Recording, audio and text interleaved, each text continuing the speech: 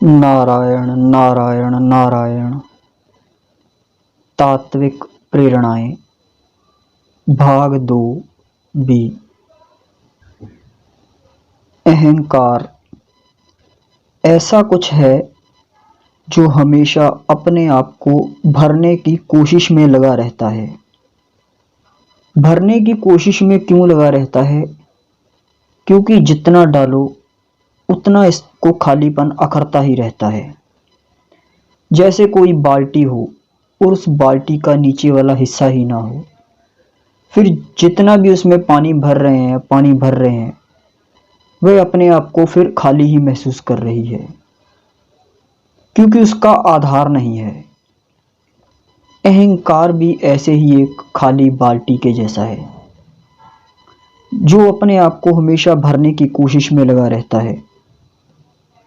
धन के द्वारा, जमीन जायदाद के द्वारा, प्रशंसा के द्वारा, मान सम्मान के द्वारा, संबंधों के द्वारा, शरीर बुद्धि के बल के द्वारा यह अपने आप को भरने में लगा है।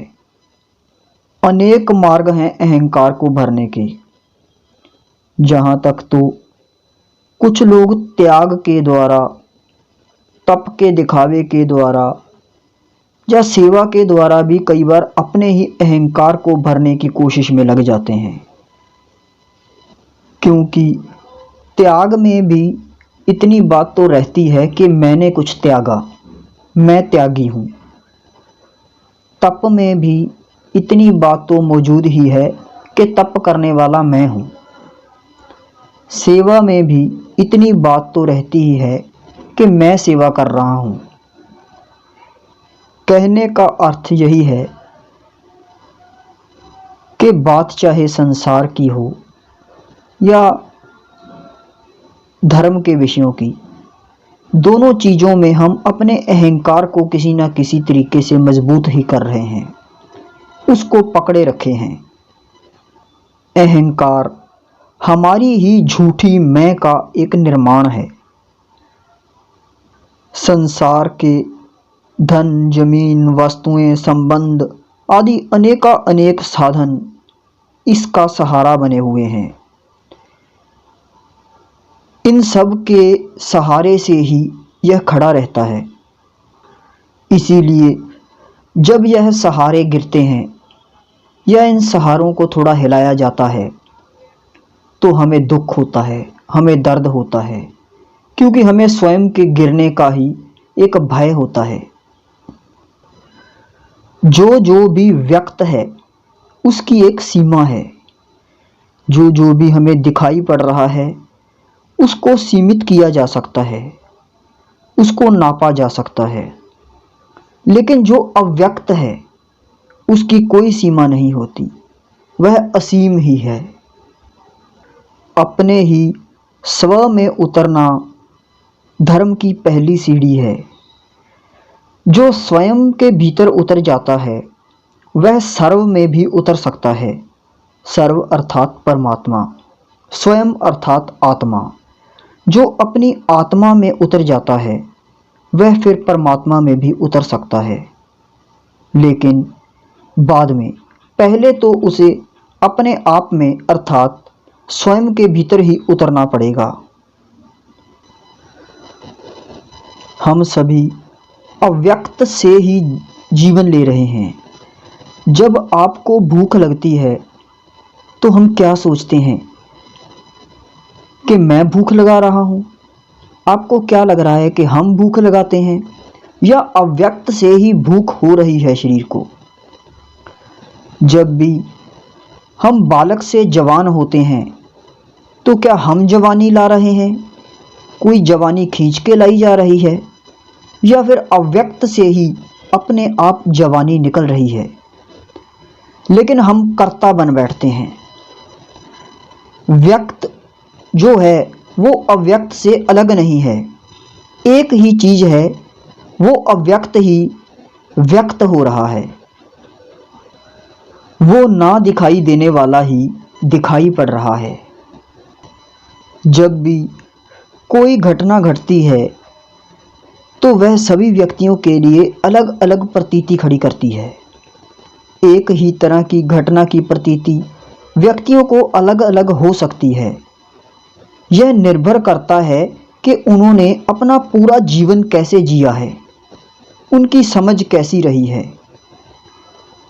किसी व्यक्ति ने जीवन को अहंकार से भरकर जिया है और किसी ने निरहंकार होकर। तो इसीलिए एक घटना भी व्यक्तियों को अलग अलग प्रकार से प्रतीत होती पड़ती है। हम सब के भीतर जितने भी प्रश्न खड़े होते हैं वह केवल इसलिए हैं क्योंकि हम इस पूरे अस्तित्व को ही अलग अलग करके देखते हैं। जैसे कभी कभी यह प्रश्न खड़ा हो जाता है कि अंडा पहले या मुर्गी, किसे पहले कहा जाए। दरअसल हम इन दोनों को अलग अलग करके देख रहे हैं, जबकि यह एक ही अस्तित्व के दो छोर हैं। अंडे से ही मुर्गी है और मुर्गी से फिर अंडा है, तो यह दोनों इकट्ठे हैं। कौन पहले कौन बाद में, ऐसा कोई प्रश्न ही नहीं, लेकिन यह प्रश्न उपजता है क्योंकि हमें यह अलग अलग दिखाई पड़ रहे हैं। लेकिन जो इस पूरे अस्तित्व को एक जानता है, जो इस पूरे अस्तित्व को अलग अलग हिस्सों में नहीं देख रहा, उसके सभी प्रश्न गिर जाते हैं। हमारे भीतर जो चलने वाले विचार हैं वह इस अस्तित्व को खंडित कर देते हैं, वह इसके टुकड़े कर देते हैं, इसको भागों में विभाजित कर देते हैं। इसीलिए हमारे मन में अनेक तरह के प्रश्न खड़े हो जाते हैं।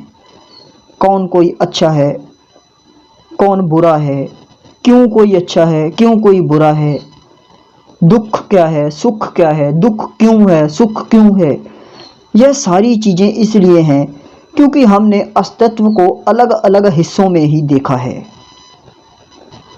अस्तित्व को एक देखने के लिए हमें स्वयं को अस्तित्व में विलीन करना होगा, तभी हमें दिखाई पड़ता है कि सब कुछ एक ही है, उसी में सब हो रहा है, उसी का सब हो रहा है।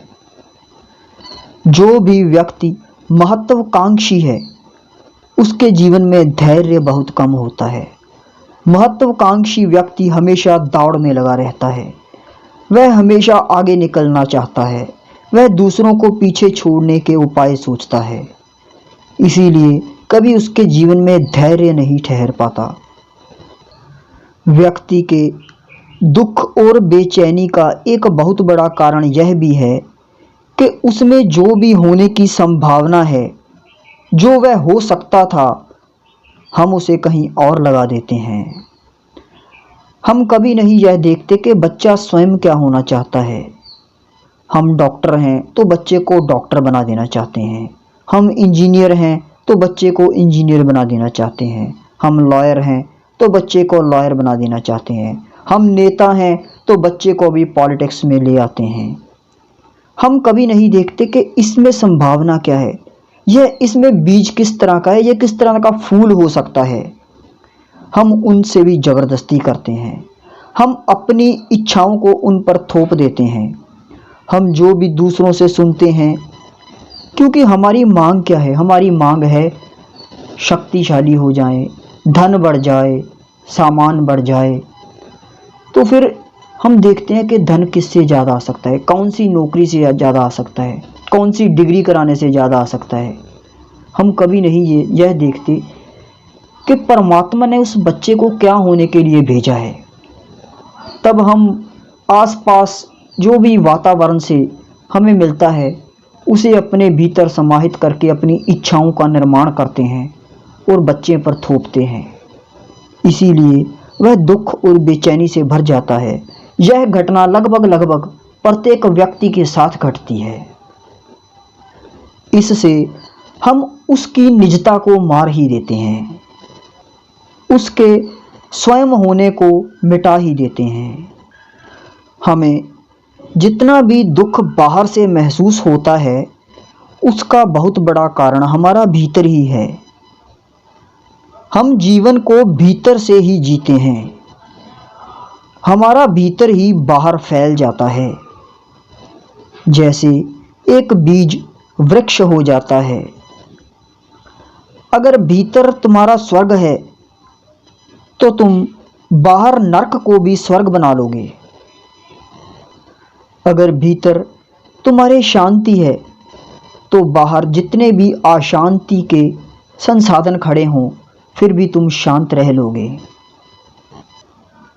पाप और पुण्य कृत्य नहीं है, यह भाव है। भाव से ही कृत्य निकलते हैं। अगर यह केवल कृत्य ही हो तो फिर इससे कोई फर्क नहीं पड़ना चाहिए कि हम लाभ हानि, जय पराजय और सुख दुख को समान समझें। लेकिन भगवान इन्हें समान समझने के लिए भाव बनाने के को कह रहे हैं। भगवान कहते हैं कि जिसके भीतर लाभ हानि, जय पराजय, सुख दुख, जिसको ये समान भाव में है, जो इनमें सम है, जिसकी भावना इनमें सम है, उसके लिए पाप और पुण्य खत्म हो जाते हैं। क्योंकि आपका कोई भी पाप, अगर आप कोई पाप कृत्य कर रहे हैं तो या लाभ के लिए करेंगे, या सुख के लिए करेंगे, या जीतने के लिए करेंगे। लेकिन अगर आपके मन में लाभ कोई चीज़ है ही नहीं, जीतना कुछ है ही नहीं, सुख कुछ है ही नहीं, तो फिर आपके कृत्य से पाप नहीं हो सकता।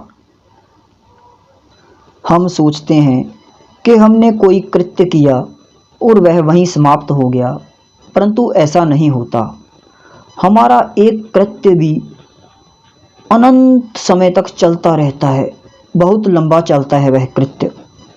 हमें तो यह भी नहीं पता होता कि यह कितनी दूर तक चला जाएगा। जैसे आपने मान लो एक आत्महत्या करने वाले व्यक्ति को बचाया, तो आपने यह अच्छा कर्म किया या बुरा? लग तो रहा है कि अच्छा, लेकिन यही व्यक्ति कुछ दिन बाद 15 व्यक्तियों की हत्या कर डालता है। अब आप सोच में पड़ेंगे कि उसे बचाना पाप था या पुण्य। आप बच्चे को जन्म देते हैं, यह अच्छा कर्म है या बुरा? यही बच्चा बड़ा होकर अनेक लोगों की जेब काटता है, अनेक लोगों से बेईमानी करता है, तो आपने यह कर्म अच्छा किया या बुरा? ऐसे ही हमारे अनेक कृत्य चलते रहते हैं आगे आगे, जिनका हमें पता भी नहीं होता कि इनका फल क्या हो रहा है। इसलिए यह विश्लेषण करना कि कौन सा कृत्य ठीक है और कौन सा कृत्य गलत बड़ा कठिन है। देखने को अर्जुन का कृत्य गलत दिखाई पड़ रहा है, लेकिन उसका आगे का फल वह भगवान जानते हैं। इसीलिए उसे वह कृत्य करने के लिए कह रहे हैं, उसे अपने भाव में समता बनाने के लिए कह रहे हैं। जैसे हमें हमारे कृत्य में करने समय कुछ लग रहा है कि यह ठीक है, लेकिन आगे जाके उसका फल बिगड़ जाता है। इसी प्रकार अर्जुन का कृत्य देखने में तो गलत दिखाई पड़ रहा है, लेकिन आगे यही सुधर जाता है। जिसे जय पराजय अर्थात जीत हार समान हो गए हों, जिसे सुख दुख समान हो गए हों, जिसके लिए लाभ हानि में अंतर ना रहा हो, इस अवस्था में व्यक्ति जो भी करे वह पाप नहीं होगा।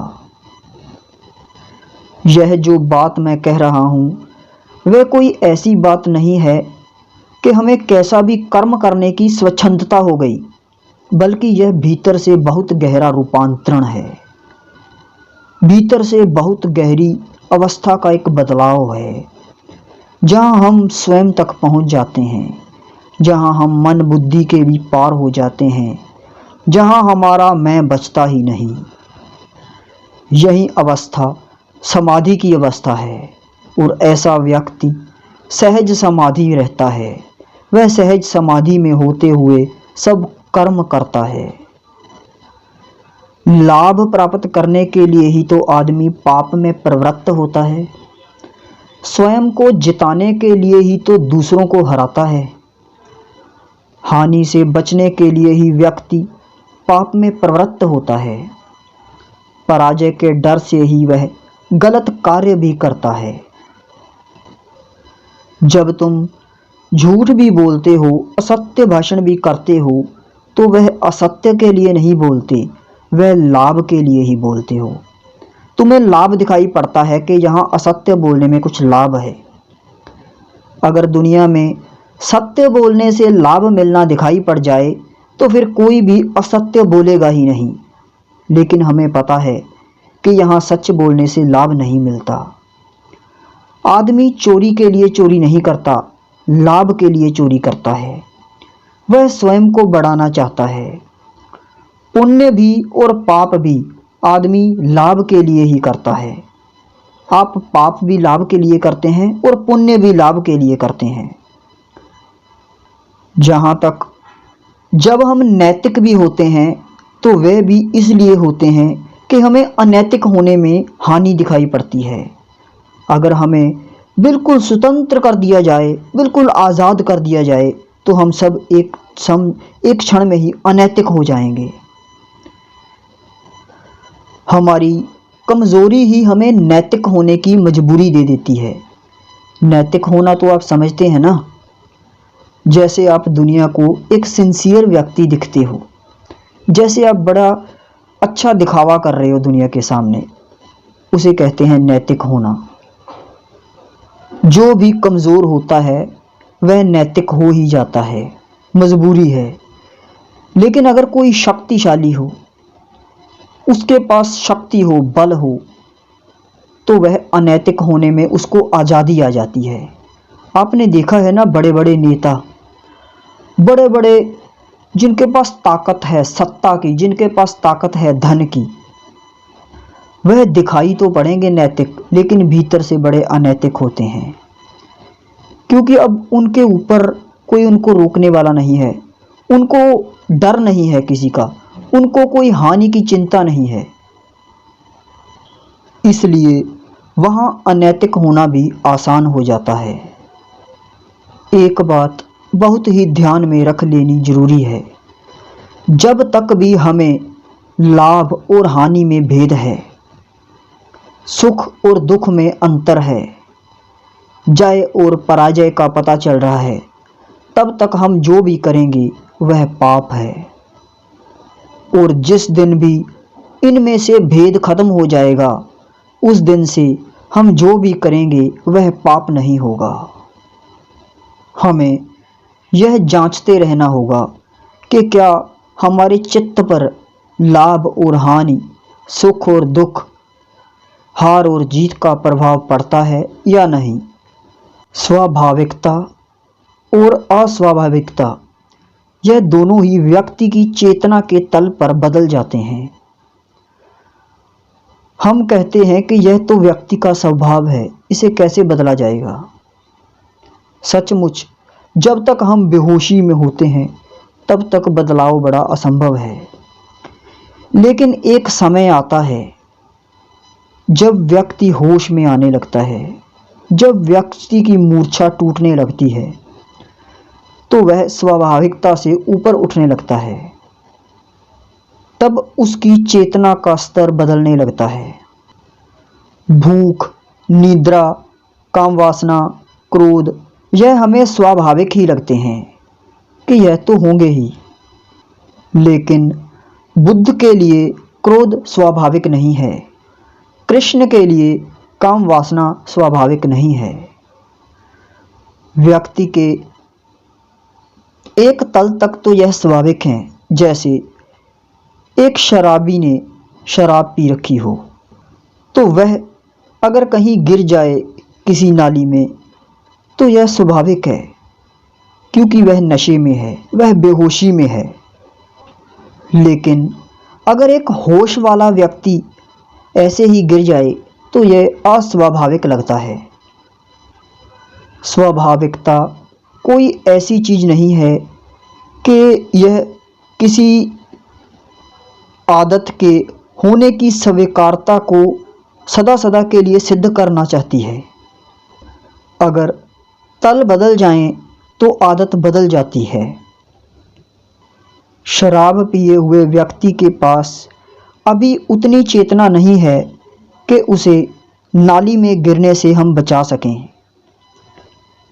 लेकिन जिसने वह शराब नहीं पी उस व्यक्ति के पास इतनी चेतना है जो उसे बचा लेती है। हम क्रोध में, लोभ में, वासना में गिर जाते हैं केवल अपनी मूर्छा के कारण। हम अनेक बार अपने से ही वायदा करते हैं कि हम क्रोध नहीं करेंगे, हम लालच में नहीं गिरेंगे, हम वासना में नहीं गिरेंगे, लेकिन फिर ऐसी चीज़ हो जाती है। उसका कारण क्योंकि जब हम अपने आप से वायदा भी कर रहे हैं वह भी नशे में ही है, वह भी वायदा नशे में हो रहा है, मूर्छा में हो रहा है, बेहोशी में हो रहा है। दरअसल यह बेहोशी, यह मूर्छा अनेक शरीरों की यात्रा में कई जन्मों तक साथ रही है। एक बच्चे के लिए जो चीज़ स्वाभाविक है वह किसी जवान व्यक्ति के लिए नहीं होती, और जो जवान व्यक्ति के लिए स्वाभाविक है वह बूढ़े के लिए नहीं होती। एक छोटे बच्चे के हाथ पैर हिलते रहेंगे, स्वाभाविक है। एक जवान व्यक्ति में वासना उठेगी ही, स्वाभाविक है। एक बूढ़े व्यक्ति की इंद्रियां कमज़ोर होंगी ही, स्वाभाविक है। वह बीमार होगा ही, स्वाभाविक है। कहने का अर्थ यह है, जो बीमार के लिए स्वाभाविक है वह स्वस्थ के लिए नहीं। चेतना का स्तर बदल जाता है, इसके बदलने की पूरी संभावना है। इसलिए एक मनुष्य का स्वभाव हमेशा एक जैसा ही नहीं रहता। वह अगर कुछ क्षण क्रोध में है तो उसके बाद कुछ क्षण शांति में भी जा सकता है। उसका स्वभाव हमेशा ऐसा नहीं रहता जैसा पहले था। स्वभाव भी निरंतर बदल रहा है। एक पत्थर का स्वभाव स्थिर है, वह कठोर है।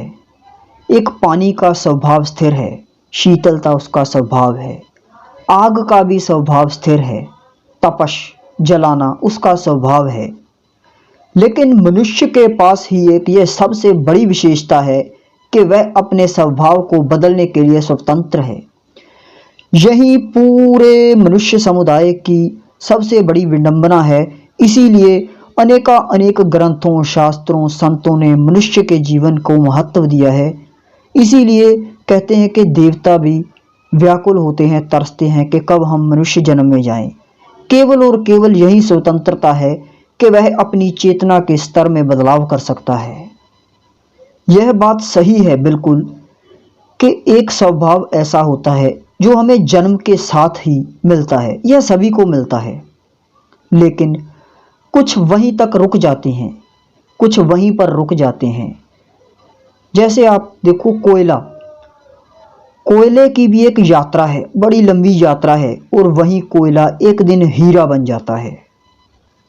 एक बीज की अपनी यात्रा है, वहीं बीज एक दिन यात्रा करते करते एक फूलों और फलों से भरा वृक्ष बन जाता है। मनुष्य का जन्म भी कुछ ऐसा ही है। वह अपने आप को कोयले के रूप में ही पाता है, लेकिन उसकी यात्रा हीरा होने की है। वह अपने आप को बीज होने के रूप में ही पाता है, लेकिन उसकी यात्रा है वह हरा भरा वृक्ष होने की, वह फूलों और फलों से लदा वृक्ष होने की संभावना है। वह जन्म तो मनुष्य होकर लेता है, लेकिन परमात्मा होने तक की यात्रा है। मनुष्य जो इस समय है वह बिल्कुल स्वभाव ही है, परंतु वह जो होना चाहता है, जो उसके भीतर आकांक्षा है, जो उसके भीतर उस परम को पाने की आकांक्षा है, वह भी तो स्वभाव ही है। क्रोध अगर स्वभाव है तो क्रोध से मुक्त होने की आकांक्षा भी तो उसी व्यक्ति के भीतर है, तो वह भी तो उसका स्वभाव ही हुई। परमात्मा अनंत है, इसलिए उसके द्वार भी अनंत हैं, वहाँ पहुँचने के मार्ग भी अनंत हैं। अनंत विधियां हैं उन मार्गों पर चलने की। आश्चर्य इस बात में है कि संसार में प्रत्येक व्यक्ति अपनी विधि को ही, अपने मार्ग को ही सबसे अच्छा और उत्तम बताता है। किसी एक ही मार्ग का आग्रह करना या यह उन्हीं की बात है जो अभी मंजिल तक नहीं पहुँचे, क्योंकि वहाँ पहुँचने पर ही समझ आती है कि यहाँ पहुँचने के अनंत मार्ग हैं। कहते भी हैं सभी सियाने एक मत, वहाँ पहुँचने पर सभी का मत एक हो जाता है। जब वहाँ गुरु नानक पहुँचते हैं, जब वहाँ कबीर साहब पहुँचते हैं, जब वहाँ रैदास पहुँचते हैं, जब वहाँ पलटू साहब पहुँचते हैं, जब वहाँ मीरा पहुँचती है, जब वहाँ चैतन्य पहुँचते हैं, जब वहाँ फरीद पहुँचते हैं, जब वहाँ बुल्ले शाह पहुँचते हैं, जब शंकराचार्य पहुँचते हैं, आदि अनेक महापुरुष जब वहाँ उस स्थिति में पहुँचते हैं, तब वह मौन हो जाते हैं। दरअसल यह जितनी भी विडंबनाएं दिख रही हैं, यह तब तक होती हैं जब तक रास्ते पर वह मंजिल तय कर रहे होते हैं। फिर उनका अपना अपना व्यक्तित्व भी है, वह भी जुड़ता है। जब हम किसी ऐसी चीज़ के बाबत कुछ लिख रहे हैं जिसको लिखा नहीं जा सकता, जिसको शब्दों में व्यक्त नहीं किया जा सकता, फिर उसमें हमारा अपना भी तो कुछ जुड़ता है। इसी कारण अलग अलग मार्ग हो जाते हैं, अलग अलग धर्म हो जाते हैं, अलग अलग संप्रदाय हो जाते हैं, अलग अलग मत मतांतर हो जाते हैं। जानना भी दो तरह का होता है। किसी चीज़ की जानकारी एकत्रित कर लेना या फिर उस चीज़ के बाबत किसी से सुन लेना भी उसके बाबत जानना कहलाता है। लेकिन एक दूसरा जानना है, वह है अनुभव। उसे स्वयं से ही जाना जाता है। जैसे बिजली से करंट पड़ता है, यह हमने सुन ली बात, यह हमने किसी किताब में पढ़ ली बात, लेकिन बिजली को छू कर ही झटका जो लगता है, उसकी अनुभूति अलग है। इसे हम एक दूसरी उदाहरण से भी समझ सकते हैं। हमने एक किताब से तैरने की विधि जान ली। हमने जान लिया कि तैरने के लिए ऐसे ऐसे हाथ पांव मारने हैं। किसी व्यक्ति ने भी हमें बता दिया कि ऐसे ऐसे हाथ पांव हिलाने हैं। लेकिन क्या इससे हम तैरना जान गए? नहीं, यह जानकारी केवल एक परिचय है। यह बड़ी उपरोक्त सी जानकारी है। असली जानकारी के लिए हमें पानी के भीतर उतरना होगा। हमें सच में अपने हाथ पांव हिलाने होंगे, तभी हमें पता चलेगा कि तैरना क्या है। यही बात परमात्मा के लिए भी है। हमने अपने अपने ग्रंथों से पढ़ ली, हमने अपने अपने संतों से जानकारी ले ली, हमने अपने अपने ग्रंथों से जानकारी ले ली, लेकिन हम वहाँ के वहीं खड़े हैं। हमारी यात्रा स्टार्ट ही नहीं हो रही, हम चल ही नहीं रहे। उतरना तो स्वयं के भीतर पड़ेगा, और जब स्वयं उतरना पड़ेगा तब आप अकेले होंगे। अकेले ही उतरना पड़ेगा। बाहर बाहर सब साथ देंगे, बाहर बाहर ग्रंथ साथ देंगे, बाहर बाहर संत साथ देंगे, सभी इशारे बाहर हैं। लेकिन जब हम अपने भीतर स्वयं के भीतर पहुंच जाते हैं, वहां पाते हैं कि सब द्वंद्व मिट गए, एको अद्वितीय ब्रह्म रह जाता है। निष्काम कर्म का थोड़ा सा भी, एक छोटा सा भी चला हुआ कदम कभी भी व्यर्थ नहीं जाता, जबकि सकाम कर्म का बड़े से बड़ा प्रयास भी व्यर्थ चला जाता है। सकाम कर्म अर्थात जो भी कोई कर्म के पीछे आपकी कोई कामना है, जिस भी कर्म को करते हुए आपके मन में कुछ पा जाने की, कुछ हो जाने की, कुछ बन जाने की कामना है, वह सकाम कर्म है। निष्काम कर्म क्या है?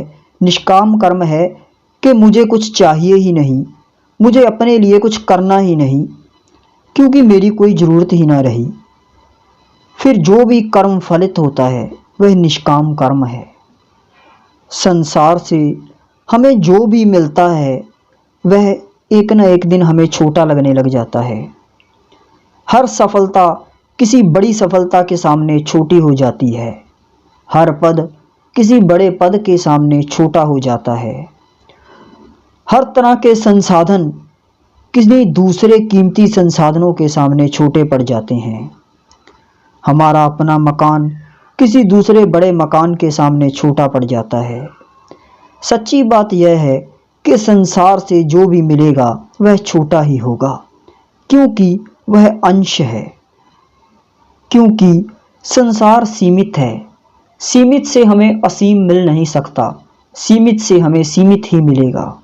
लेकिन हमारे भीतर की जो मांग है वह असीम की है। निष्काम कर्म में कभी भी असफलता का कोई भय नहीं होता, क्योंकि असफलता का भय वहाँ होगा जहाँ हमें उस कर्म से कुछ चाहिए। असफलता की कोई निष्काम कर्म में चिंता ही नहीं होती, हानि का कोई डर ही नहीं होता।